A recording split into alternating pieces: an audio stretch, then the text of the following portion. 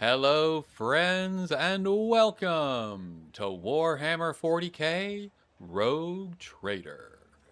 Today we find ourselves in the docks of Footfall. We have explored the atrium, we have spoken to the liege, we have done all the dealings we have to do with Hieronymus Dolores, the priest who can sell to us, from the tech priest who can sell to us, and now we need to return to the ship because Abelard is beat to absolute hell and gone, and we have a couple of other companions quite a bit of beaten up. So we need to get all of that handled. Plus, we are slightly underleveled because we did not go through the DLC activity for Act 1, and we need to do that as well. Then we'll return to Footfall, and we will go and explore the Shadow Quarters. This is Disabled. My name is Ed, and let's get into it.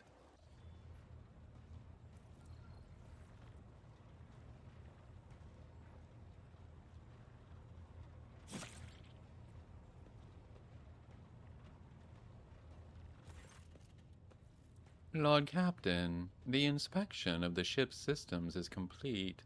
The tech priests are reporting the machine spirits are calm and satisfied. Everything is ready for onward travel, except there is an issue you must be made aware of. Cassian makes a quick, nervous gesture, adjusting the adornment over her third eye. I have been studying the records left by the vessel's previous navigator. I wanted to double-check the route to Darganas and discovered that it does not match the one recorded in the atlas. It is more than a minor warp fluctuation. The route has been wiped out. It can no longer be used for traveling. To make matters worse, I started checking the paths from the atlas one after the other and saw the same thing everywhere. The warp is roiling with an ominous storm, bursting with vivid and screaming colors. It will not hinder our movement, but all previous knowledge is now utterly useless. Argenta angrily chops the air with the side of her palm. Warp storms are our enemies, just like heretics and daemons. It is a shame they can't be dispersed with a flamer or a bolter. Argenta seems to have a one-track mind there.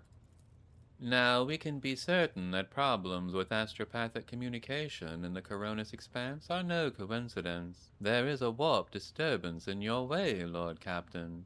It is swallowing messages and disrupting familiar routes.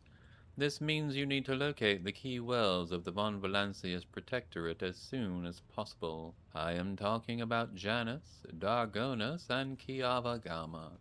Charting new routes so they can be reached and restoring control will be the necessary next step. And what would the consequences of losing contact with these worlds be? A world deprived of connection to its neighboring systems and the Coronis Expanse infrastructure can only rely on itself, and their capabilities are often limited. For example, Janus does not have a fleet of its own. Pirates, cultists, heretics, Xenos. Anyone could prey on the helpless planet. The loss of communication is a threat to your position. A rogue trader with no protectorate to back them is one that grows weaker by the day. The Voxmaster is entirely correct. You are rogue trader Gladius von Valancius, the successor to Theodora von Valancius, one of the most influential women this side of the Maw. But you are also new to the business of governing. Many will doubt your competence and try to carve up your protectorate so they can snatch a piece for themselves. It is important to show your potential allies and foes that you are in control of the situation, which is why the sooner we reclaim these lost worlds, the better. A faint smile appears on Cabela's lips. If the faithless decide that your worlds are easy prey, that is good. We will find enough enemies in your domain then, and we will kill them. The Undying One will look upon us with approval. Abelard, what is your opinion? Which world should we deal with first? Abelard strokes his beard for a few moments before giving a hesitant reply. Rediscovering the Agre world will supply your protectorate with something none of your servants can do without: sustenance. The importance of basic supplies should not be underestimated. Just look at footfall in its current pitiful state. On the other hand, I am concerned by the rumors concerning Kiabagama. There have been no problems on Janus for many years, but something is very wrong with the industrial world right now. Delay may cost us the entire planet. I trust I do not have to explain the capital. Losing it would make us the laughingstock of the other dynasties. Besides, the loss of chronicles and ledgers would spell a bureaucratic catastrophe, so all three systems are equally vital to the Protectorate. It falls to you to decide which should be brought into the fold before the rest, Lord Captain. Very well, our course is clear. Do my officers have any other issues that require immediate attention? That is all, Lord Captain. The vessel and the crew await your instructions, and are ready to depart footfall immediately, should you so desire. I do not so desire, but thank you. Hey, I no longer smell like a sewer, and all of my injuries have been healed. Fantastico.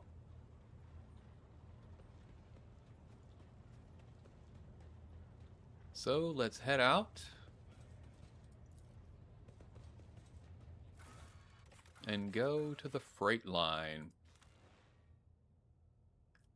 We will keep our old standbys, the people that we've been using up to this point. I may trade Abelard for Heinrichs at some point, but at the moment I'm enjoying a lot of the interactions with Abelard, and I don't want to lose him. But he and Heinrichs have such a similar set. And then Heinrichs is moving into the same subclass as Adira, so perhaps there could be some swap out there, but she is a valuable ranged attacker and he is melee. And having someone that can reach all areas of the battlefield from one location is invaluable.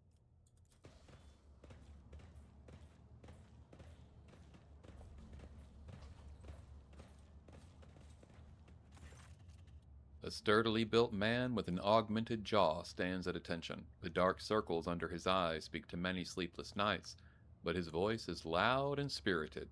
Welcome to Freight Hub LD987A14, Lord Captain. I am Eric Frenzo, Captain of the Enforcers in Lower Deck Bay LDA14.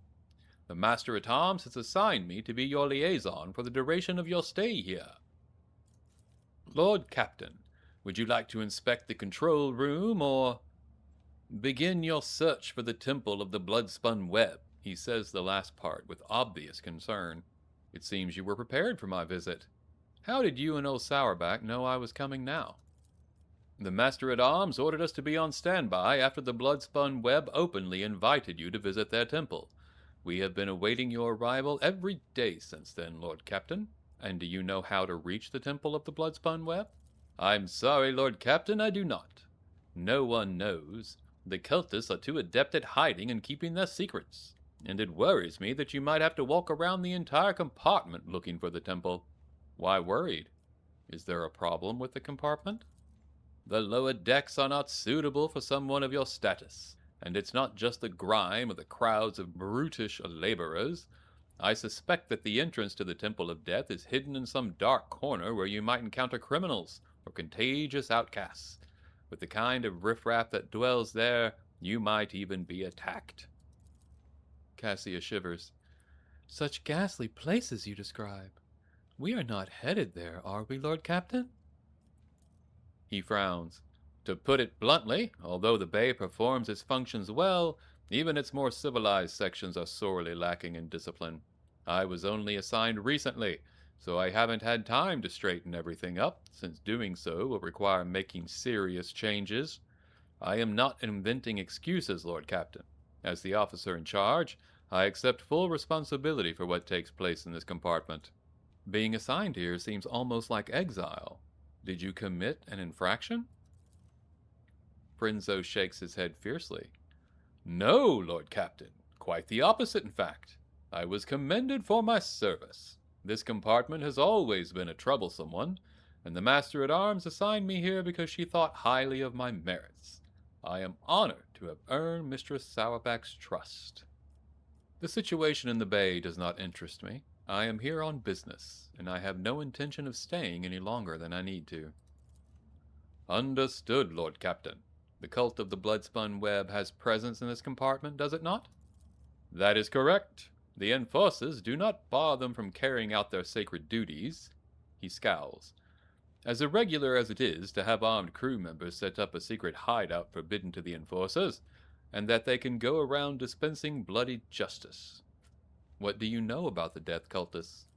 Not much, but I'm always trying to learn more, given that they like to pay visits to my compartment. Frenzo scratches his head, thinking. The Spinners honor the Emperor through death. They kill notorious reprobates and heretics. Sometimes they kill righteous folk, other times even seemingly at random. Their rituals are morbid and their prayers are strange.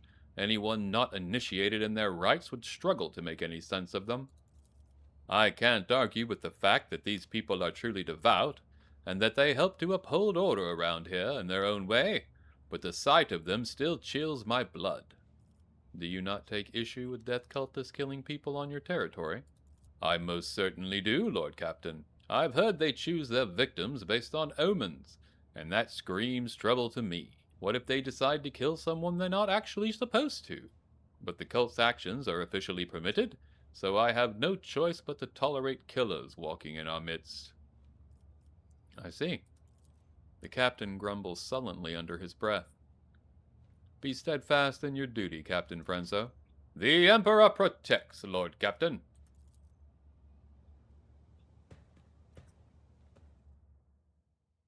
Indeed, Captain, I have heard the same.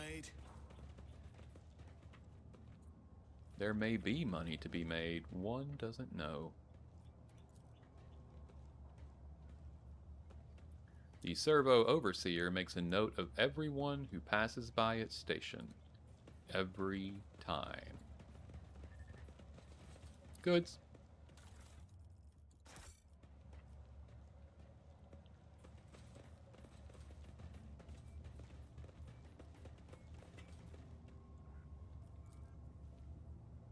The Cogita dashboard controlling the rail junctions is lit up with indicator lumens for active hubs. Arrival and departure announcements are pouring out of the box systems. Rise to the top or get left in the dust. Alright, let's head on in. Is that blood? It can't be. We scrubbed the deck 3 times right before the rogue trader came. Void take me, the captain will have our heads.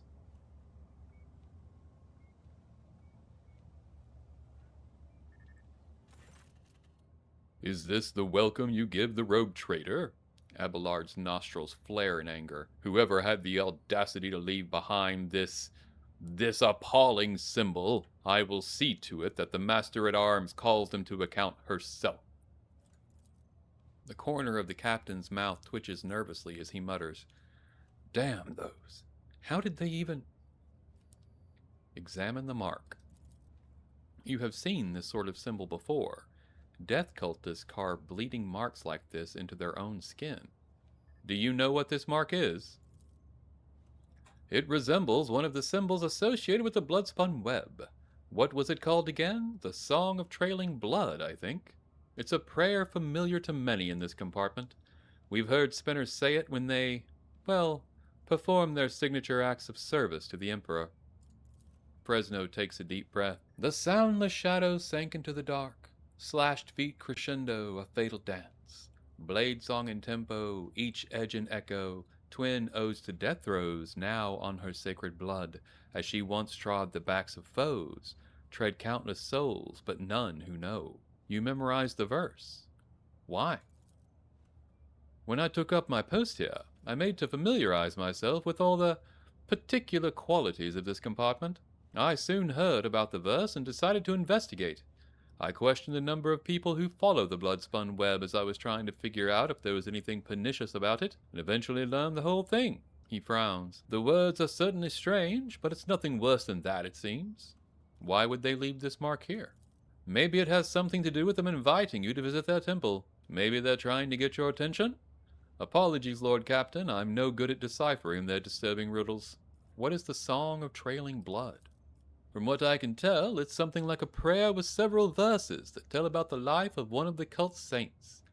Ariane, or the matriarch spider, as they call her. So I'm invited to follow a trail of blood, it seems. I accept the spinner's invitation. I hope you find what you're looking for and return to the upper decks safely, Lord Captain.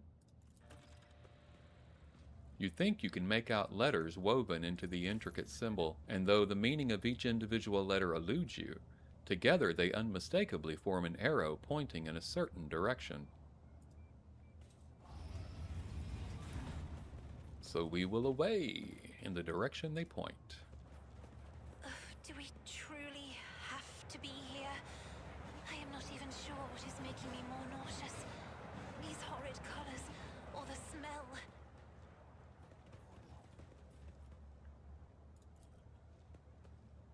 The bulky doors lead to the Enforcer's living quarters and the hub's provision depots. Poor Cassia, unused to living in the real world, ugly as it may be. This is the last of the hub's vials for this work cycle. Do you have any idea how much it costs? There, 57 ration cards. It's all I got, I swear. Spent the rest on rot gut again, I'm guessing. I'm not doing you any more favors. Give up the drink or get used to life in the pestilence pit. I hope you get hit by a train. Okay. Greetings, your lordship. Hello? Hey, we got goods. I'll take the med kits. Keep your wits about you.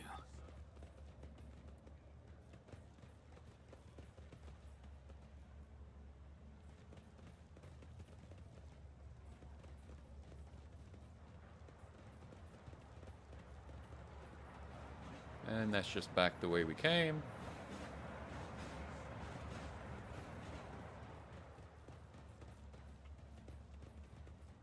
Looks like there's some stuff down there on the other side of the tracks.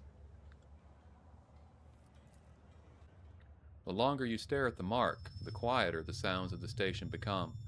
The shadows grow longer and seem to stretch in the direction of the adjacent station.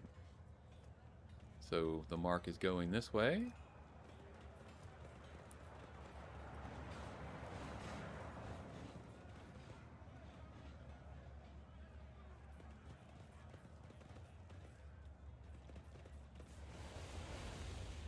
Got enforcers burning and another symbol, very clear.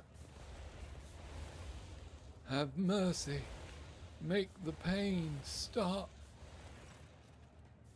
Mercy. Please. Save me. The young man gasped for air through burnt lips, slipping in and out of delirium. His skin is dripping from his gaunt body like melted wax from a candle. His eyes, somehow intact, alive, clear, and filled with pain, stare at you from under his caked eyelids. Who are you, and what happened to you? I'm Vale, a cleaner. I was in my house asleep.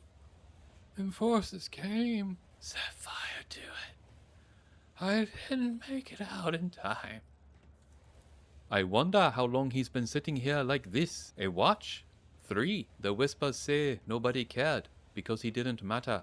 But they also say he's somehow supposed to matter to us. Strange. Do you know anything about the mark next to you? He tries to turn his head, his blackened skin crunching as it opens into scarlet cracks. The spinner came. He painted the symbol. Then he gave me water, whispered a strange verse. He told me to memorize it, to recite it later, and that help would come. And here you are. So now I should... He begins to whisper, his lips twisted in pain. To soot-smirched soul, her mercy she did grant. Last breath expressed, knife met heart, removed from chest, passed on to death. Her duty blessed, a balm for those who suffer anguish and distress, a longing brought to rest, of mortal bonds the soul divest. Assess the man's chances of survival. He might survive, but he will be maimed for life. Too much of his muscle has been charred to the bone. Even if he does retain some ability to move, pain will be his constant companion. His motor skills have been damaged beyond repair. A broken man or a corpse? Time will soon tell. There are times when death is more merciful than a life of perpetual agony. The chances of this unit surviving are slim. Functional usefulness in the event of stabilization of vital processes is minimal. Disposal is recommended. So I have personal feelings about this. Being a disabled man who has daily pain, I can tell you very clearly that being alive is much better than being dead. I would rather be alive and in pain and have trouble than be dead and not be able to do any of those things that I enjoy, like this, like play these games for you. And just because something is not as useful as Pascal put it, functional usefulness, I have usefulness, just not to the degree that I once did, in certain ways, I suppose. But judging people based on their usefulness is a hideous and evil way to view the world. But this is not me. This is Gladius. And he lives in this world, in this society, where he believes this is correct. And dogmatic would be to end the man's life. And the blood-spun web, based on the verse that was whispered to him, clearly wants that to be done. And so that is what Gladius is going to do. He is going to lean into the fascistic idea of a people being judged by their usefulness to the system and not their humanity and personal usefulness to the world. No mercy. Horror flashes in the man's eyes, but once he sees your calm expression, he lets go of the fear and bows his head in resignation. So be it. I can't take this pain anymore. I'd rather die.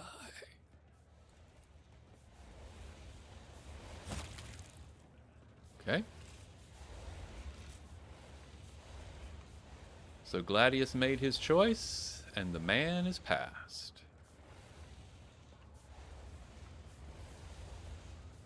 I always have a backup plan. Indeed I do. I think there were some, stairs here. Uh-oh.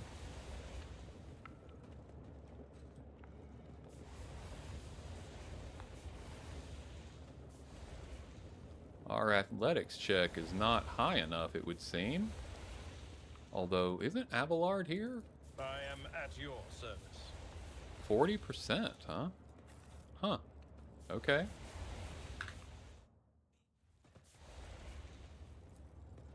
An expected result. Oh, we made it. At 40%. Athletics test succeeded. Okay. Good to know. I saved the game. I was expecting it not to work. Stack of ration cards. Very nice. And we have a higher check. What are the odds of failing this one? Probably pretty good. Let's find out. Compared to naval service, that was barely a challenge. Okay. Abelard's knocking it out of the park here. Is there money to be made? We haven't been down here yet.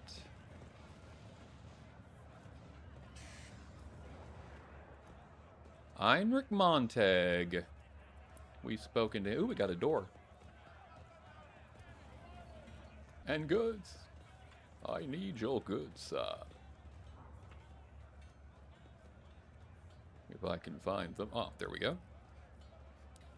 65% for Pascal. Error.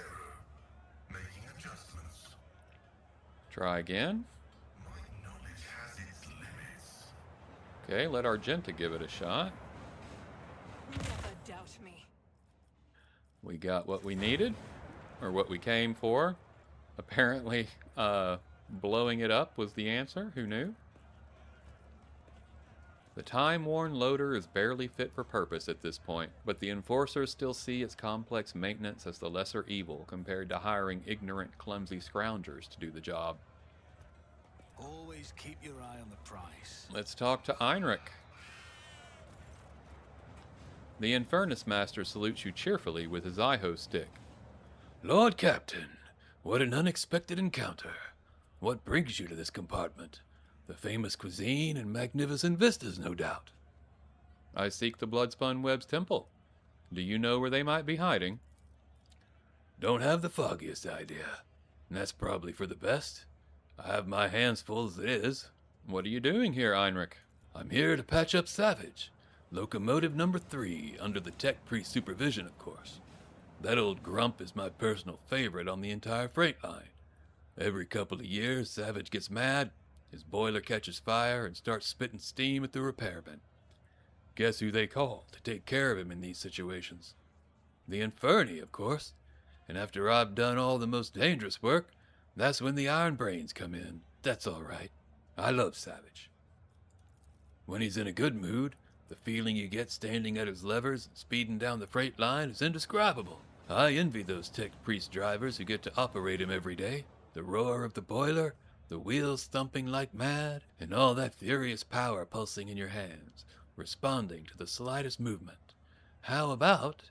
There's a mischievous spark in Einrich's eyes. I introduce you.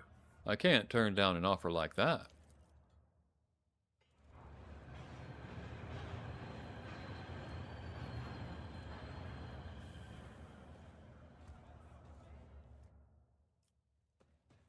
The panel before you is covered with technical runes, lumens, and levers. The platform shakes with the boiler's mighty vibration as the iron beast beneath your feet growls and snorts ferociously. Einrich squints contentedly and whispers the litany of ignition before turning to you. The machine is angry and refuses to obey. Right now, Savage is powered only by the auxiliary maneuvering engine. We'll need to start the main rotor if you want to take a trip down the freight line. Initiating the train blessing algorithm, let not corrosive where separate the wheel sets, let the traction drive receive the touch of the motive force granted by the invisible hand of the Omnissiah. Let his grace strengthen the joints and supports that lift the body above the decay of mortal tracks. Hear me, driver, and praise the machine god thrice, for it is only by his will that the miracle of sacred locomotion is accomplished. The blessing has been successfully executed. Listen to the rumbling noise coming from the boiler. The stubborn machine does indeed seem remarkably similar to a wild beast. The roar of the mechanism resembles hoarse growling, and the scarlet glow of the lumens on the control panel make you think of the malicious glare of a predator. The spirit of this machine is vicious, but strong and lively. What should I do? Put your hand on the big lever and gently give it a pull. Very gently. Einrich's face is focused, but his voice has not lost any of its playful cheer. Savage does not like being hassled. Grasp the lever and gently pull it toward you. A few erratic jolts shake the platform, and an indignant groan emanates from the depths of the machine. An intense shudder passes through the lever and into the palm of your hand, and there is a strange feeling of emptiness in your stomach. Savage's fiery heart is stirring. Do you feel it? There's so much energy and defiance in him. This is a rocket, not a locomotive, unruly and enamored with speed, but quite willing to submit to a strong hand. There's almost a loving tenderness in Einrich's voice. Pull the lever toward you, smoothly but firmly. Then pump the fuel with his command rune. Pull the lever and pump the fuel. A new explosion inside Savage shakes his iron body, causing your eyes to see double from the vibration. Now you're feeling his real power. He could run down the entire freight line in a minute given the chance, and kill everyone who rides him at that speed. Now, try applying some thrust to the main rotor. Grab those paired levers and give them a firm tug. Reach for the ornately carved levers and awaken the beast.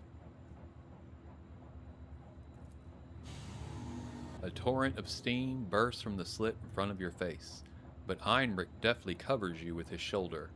A moment later you realize you cannot hear a thing, or rather, only one thing, the roar of the engine, triumphant, powerful. Looks like Savage has agreed not to kill us both. His tech priest guardians will be pleased. All hail the Lord Captain. You've subdued a mighty beast today. Now, I'm sure you have urgent business to attend to, and it's time for me to drive Savage down the line to see if he's feeling cranky. Have a good trip. Everything is gonna be all right. Savage would never fry me. Right, Savage? Interesting.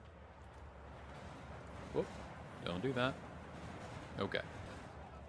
Alright, we've looked at everything there. The workers, beaten to within an inch of their lives, are returning stolen power panels, wire, and microlumens to containers marked disposal. Okay. Rise to the top, or get left in the dust.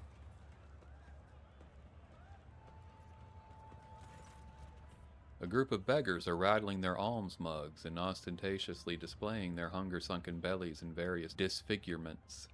A toothless man falls to his knees before you. Your lordship, spare a throne for those who can't even get the worst jobs. Toss a stack of ration cards. Let your bellies be full tonight.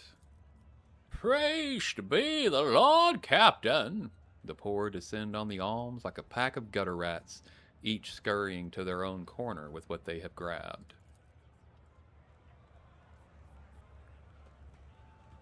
A flute player. A group of gawkers are crowding around a makeshift stage, watching a strange duo perform. A man with odd-looking goggles pushed up on his forehead, hands wrapped in worn leather gloves, plays a tune on a handmade flute. Next to him sits a stack of crates supporting some kind of game board. A scruffy rat is rolling small glass balls around the board. Watch the game.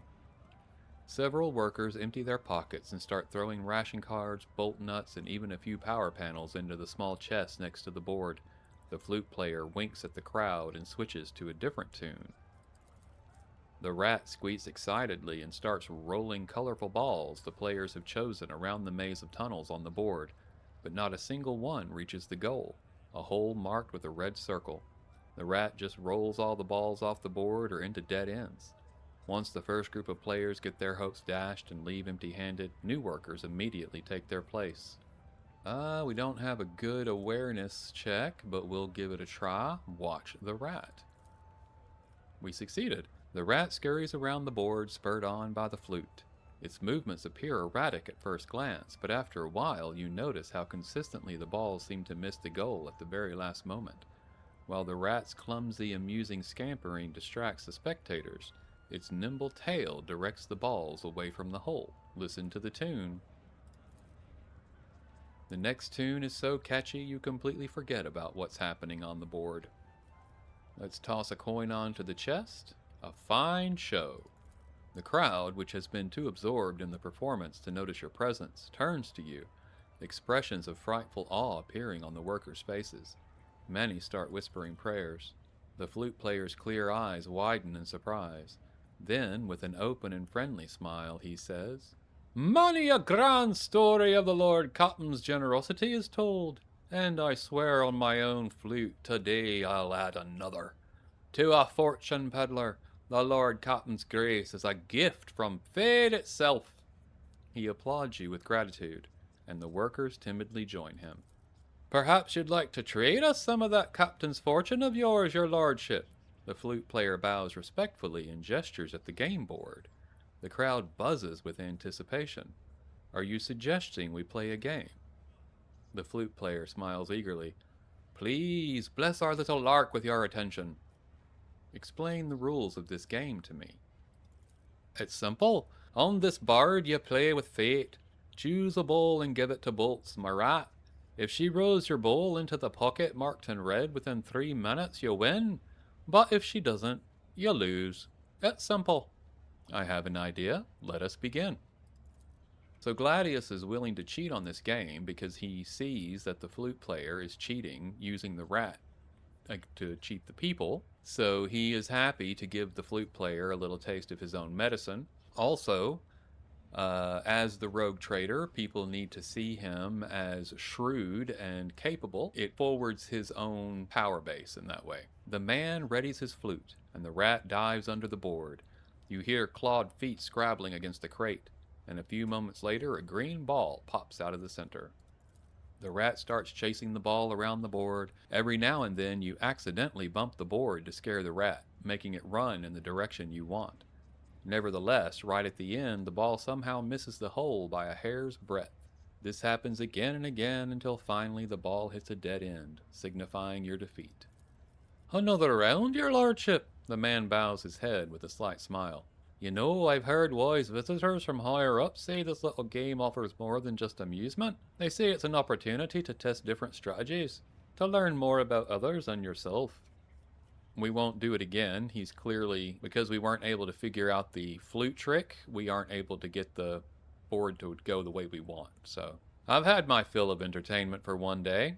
Cut a button from your sleeve and throw it to the man. Thank you for the generous gift, sir. These folks will shower me in ration cards to get their hands on something that belonged to you. Fortune gave me the brightest of its smiles today. I hope you've enjoyed yourself. I certainly won't forget my fateful meeting with the Lord Captain. The flute player clears the board in one deft movement and begins a new tune. Oh, we've got another blood mark here, leading us in this direction.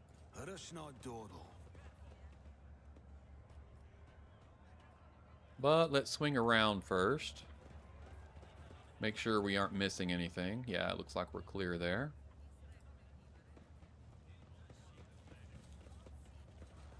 Okay, got a door here.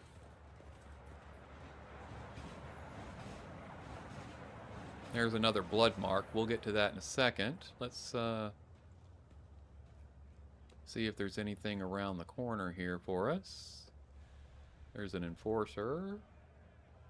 Nothing apparent. The door's down below, so we'll have to get to that later. Keep your wits about you. Okay, I think we've got another person to talk to. We have Dead Man here. And goods. Oh, thank you. Let's talk to Dead Man. A sinewy, middle-aged man watches the bustle of the bay with a detached expression. Every so often, whenever his eyes linger on the blood mark inscribed nearby, his face changes strangely, and his hands clench into fists. Just as you begin to hear the rumble of an approaching train, the man's gaze turns toward the tracks. He leans forward. Observe silently. The man freezes a step away from oblivion, listens, then recoils and goes still once more. What do you think you're doing? What? I didn't. The man starts and almost falls, but manages to keep his balance. In the dim lumen light, you notice old scars scattered all across his body. The scars seem vaguely familiar. Pascal's Vox synthesizer springs to life with an indignant Benaric trill. I am registering this unit's intention to use the train tracks for purposes other than those intended by their design. I categorically demand that the unit's self-disposal be carried out using methods that do not violate the Catechism of Maintenance and Operation. Your eyes always return to that blood symbol. What do you know about it? It's a symbol of the blood-spun web. I come here every watch, but it hasn't been here before now. I guess today must be a special day. He smiles strangely. Who are you? A dead man. Lost my name years ago. Just been another dead man ever since. You dare insult the rogue trader with your impudence? Your body may already be covered in scars, but your tongue seems to be asking for more. You look like you're about to take your own life. Are you having a rotten day? My whole life has been rotten, and I only have myself to blame. I've tried to change things, fix things, but I always end up here, so eventually I accepted the truth. Look at the man's scars. The scars all vary in length, width, depth, and shape. However, you notice a pattern in the way the scars are aligned, as well as a series of faded symbols on the man's rough skin. Death cultists bear similar marks on their bodies. but spinners are constantly renewing their wounds, while this man's look long since healed. You know the symbols of the blood-spun web. You bear similar scars. Are you a spinner? I was, but I failed to complete my final assignment, so I was exiled from the cult. The Vizier told me to kill the one who would be at a certain junction of the utility tunnels at a certain hour. I went to the appointed spot, and then I waited. An hour, 2, 5. The junction remained empty. Nobody came. After hours of waiting, I finally realized the person at the junction had been me the whole time. It was my turn to go to the Undying One, but I was afraid. I couldn't do my duty. I ran. So the spinners simply let you go. They made no attempts to find you and kill you? There was no pursuit. I thought I'd see their black blades the very next day. Instead, years passed without them taking my heart. I tried starting a new life, but the terror never stopped eating away at me. When I got truly desperate, I went to the Temple of Death myself. But no one there would speak to me. When I gave them my name, they just whispered, Sebrid has gone to the Undying One. They looked through me like I wasn't even there. I've lived like this for 20 years. A coward. A dead man. You were ordered to die. For what reason? The man looks at you. But some would choose to leave the righteous path. Those earned penance in due time. Her whip sings vengeance on renegade menace. Her blades pass sentence. For cowards seek to hide their hearts. But death makes no pretendance. It takes what it is due in essence. He stops, then adds hoarsely, the third verse of the Song of Trailing Blood. The Vizier recited it to me before sending me on my final assignment. I didn't realize at the time that it was my judgment. There were plenty of reasons. I sowed death. I offered him the souls of the most pleasing men and women I could find because it kindled my passions. I killed well-off crewmen who didn't deserve their wealth, and I took their thrones. I killed enforcers who looked into my eyes without fear, because I wanted to be feared. I reveled in bloodshed. I betrayed the tenets. I realized it, but I couldn't help it, because I enjoyed it. Oh, you poor thing. I think I'm gonna cry. You couldn't stop slicing people up. That must have been so hard for you. Even my whispers have nothing to say to a pathetic tale like that. I bet they're thinking, what a lousy, self-absorbed sack of scum. You don't sound particularly remorseful. I've spent years in remorse. I'm tired of it. Have you killed any more innocent souls since you ran? The man does nothing to stop you. He even leans closer to the rails, accepting his fate with a smile on his face. The Undying One is death. I must have pushed the wrong button, I guess?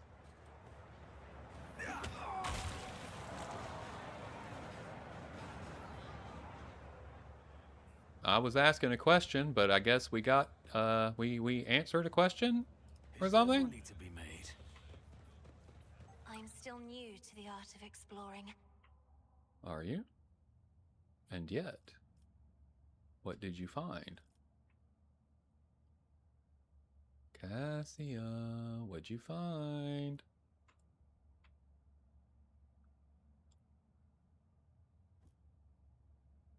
Okay. Acquisition is possible. Oh ho, found it. Got another stack of ration cards there. I always have a backup plan.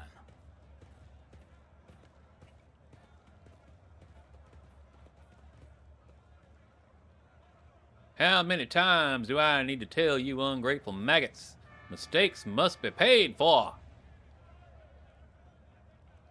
Have mercy in the throne's name, I beg you. The battered worker throws himself at your feet and touches the toe of your boot with his dirty palms. Your gracious lordship, hand of the God Emperor, save your unworthy servant. Get lost! The enforcer's heavy baton pummels the man's back and shoulders several times. His bones crack audibly.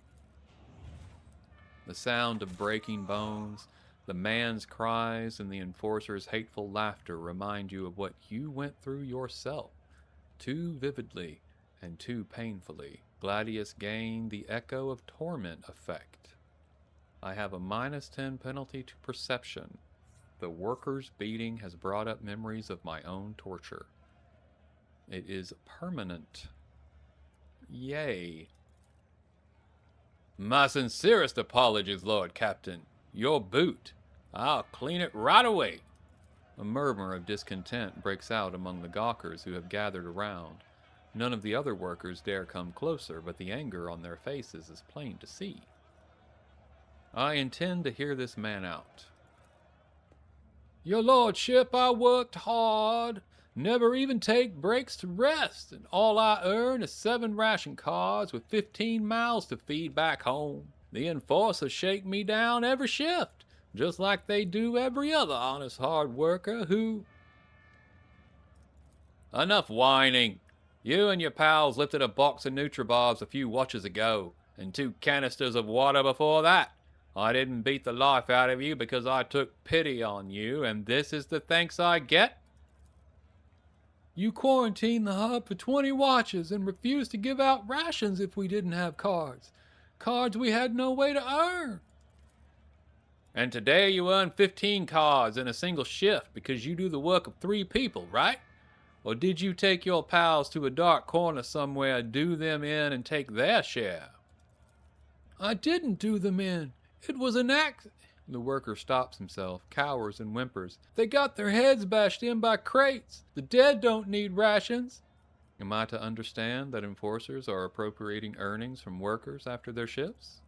We appropriate nothing. We just monitor and redistribute, the enforcer mutters gloomily. The rabble are a lying and thieving lot. We have instructions to stay alert for people holding more than the standard amount of ration cards to prevent supply embezzlement and famine. They do take our cards, your lordship, and then grow fat using them for themselves. The worker's eyes squeeze shut tightly as he whispers his accusations. He seems unable to believe his stroke of luck. So Gladius, seeing the man beaten, reminded him of his own torture and his own punishment. So he will correct the enforcer. Though he will not strike the man, he will dress him down in front of everyone. Return the cards, and do not dare abuse your position again. The onlooking workers bellow triumphantly and point at the enforcers, praising the Lord Captain. A sullen, red-bearded man with keen black eyes draws your attention. His oddly piercing gaze seemed to size you up the whole time you were speaking, but now he has hastened to conceal himself behind the gawkers. The next thing you know, you are watching him hurry deeper into the tunnels. May the God Emperor protect you and all of House von Valancius, Lord Captain.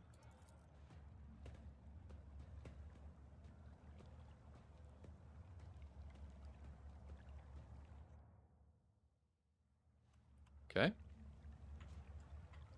Interesting.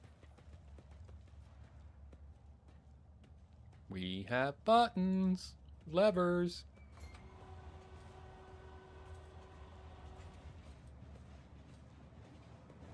Okay.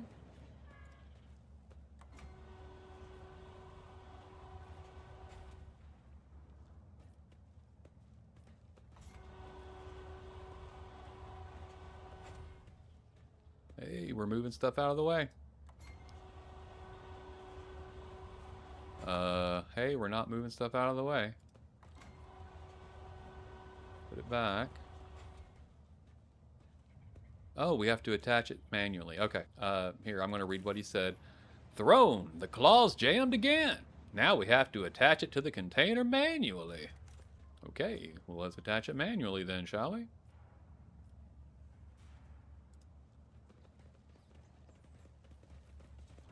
Secure the container in place.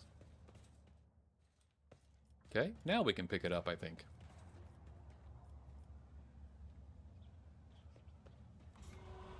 Yay! And move it over, because I don't want to go underneath it. Feels like a foolish thing to do. I Okay. always keep my options open. Nice. I don't know what the purpose of that was, other than to open a path, I guess, but we'll take it. Okay. The bay's bulkhead is marred by traces of gunfire and rust-colored stains from old blood that was never properly washed off. Okay. Well, what is these? During each shift, railway hubs direct thousands of containers carrying the rogue trader's cargo to various destination compartments. Always keep your eye on the prize. Someone has sketched a hasty portrait of a worker with a red scarf over his face.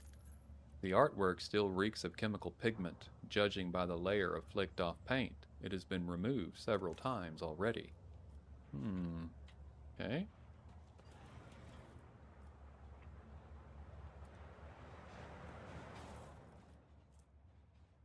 New weapon. That's one of those weapons I was talking about. Ah, who are you? No, shh, don't make noise. They shoot everyone. Please, don't tell them. Your secret is safe with me, Goodman. Okay.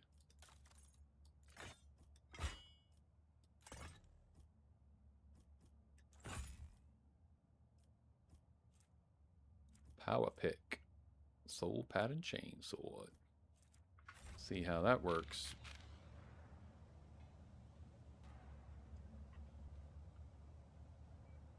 Okay.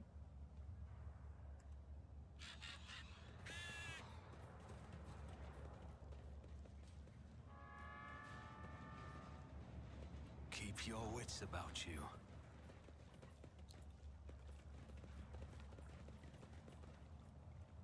More difficult athletics checks, apparently. Nothing's impossible for this old officer. Jesus, Abelard. He is for real, man.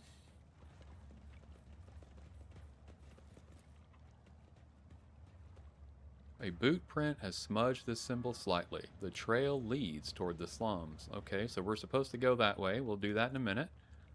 First, let's go. We opened this pathway briefly. Oh, there were just goods here. Okay, I thought maybe it was the pathway we were supposed to be taking, but it is not. That was just some looting. Had to do some looting. Lootin' tootin'. Hey, 90%, Pascal. You can get us in there, buddy. My success is an irrefutable certainty. Let us not dawdle. Uh-oh. Game auto-saved, folks. I think we all know what that means. There's about to be some boom boom in the steam room. Thief leader. Several people are eagerly rummaging through a rack filled with weapons from the enforcer's arsenal. A big man with a pockmarked face is the first to react to your presence. He attracts the others' attention with a piercing whistle and barks out, "Who are ya? There's not supposed to be anyone here." Ah, it doesn't matter. Identify yourself. Take a closer look at the suspicious individuals. Makeshift armor peeks out from beneath their ragged clothes, and their battered weapons display a patchwork of crude repairs. The group stares longingly at the rack where the good plasteel gleams, restlessly clutching their humble weapons. You notice that the little finger on every person's right hand has been cut off. It is hardly a coincidence. Abelard, help these wretches realize the full extent of their unenviable position. Before you stands Lord Captain Gladius von Valancius, master of this vessel and everything on it, including those goods you're pawing at with your unwashed hands, and your miserable lives as well. The people turn to stare at you in disbelief and exchange heated whispers. The excitement is interrupted by the leader's roar. "What are you gawping at? Hurry up and bend your backs, as is right and proper.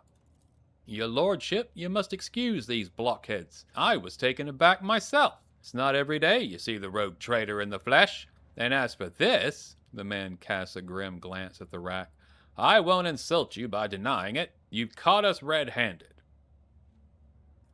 Who are you? The Hard Nines. A gang. I mean, a brotherhood from Transport Bay 9. Don't think we're parasites. We do our bit for the prosperity of the ship. We're sort of, assistants to the enforcers. Self-appointed. We make sure that order's maintained in compartments where the enforcers are too lazy or greedy for bribes.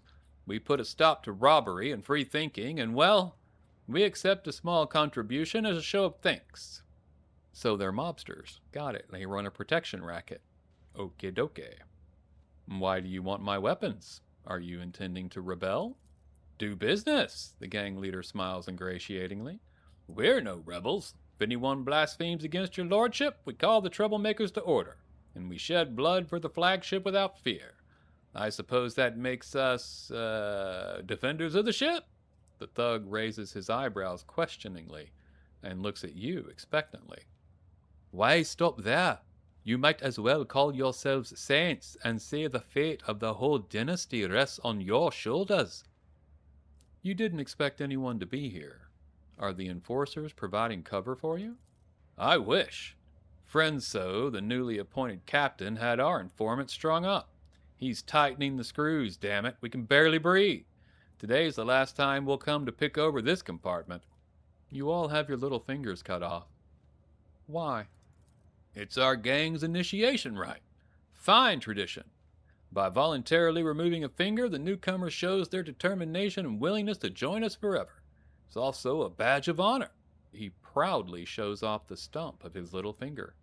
Tell me why I shouldn't execute you on the spot.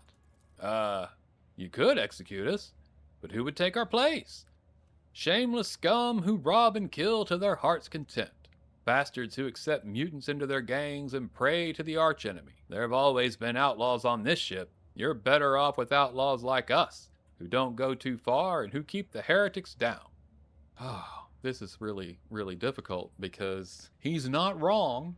Better the enemy you know, right? But at the same time, the running of the ship, the fact that Theodora allows the blood-spun web to do its work, and they essentially act as random executioners, killing people based on omens and signs that they have received through the religion. The idea of having a group of thugs who are operating outside of the command structure, but who are still better than what might replace them. It's a hard old world out there. I suppose you may be of some use. I shall permit you to take a few of the more basic weapons and leave. Serve the ship well. The seneschal grits his teeth, impotent in the face of your choice. One day I will realize the depth and wisdom of your decisions, Lord Captain. But in the meantime, I will pray that this act does not come back to haunt you. Hear that, boys? Lord Captain himself is expecting good things from us. We can't let him down. His cronies make sounds of approval. We'll fulfill your command to the letter. Yep, that's going to come back later. Is there money to be made?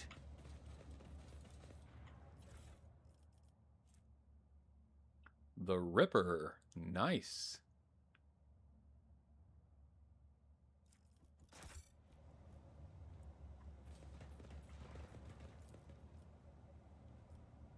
Well, let's see if Pascal can get in. This Explorator is blessed with multifunctionality.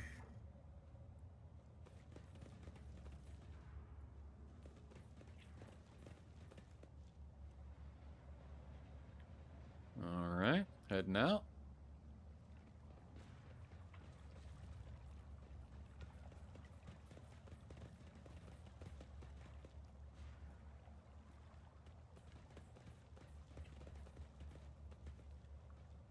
Ah, yes. There's the way we should go. All right, folks, we have entered the Freightline. We've made some questionable choices. We've done some interesting things, and we are still searching for the blood-spun web. We have talked to 2 different people and have meted out their fate for them. We are now getting ready to hopefully find the Temple of the Blood-Spun Web and see what's going on there. Finish getting the experience and the good stuff that we need so we can return to Footfall with a better position. But I think we'll need to do all of those things next time. This has been Disabled. My name is Ed, and this has been the fantastic Warhammer 40k Rogue Trader. Please remember to like, comment, and subscribe, as it does me a lot of good, and I appreciate it very much. But until we see each other again, make your way with love and light. Thank you so much for joining me on the journey today, and goodbye.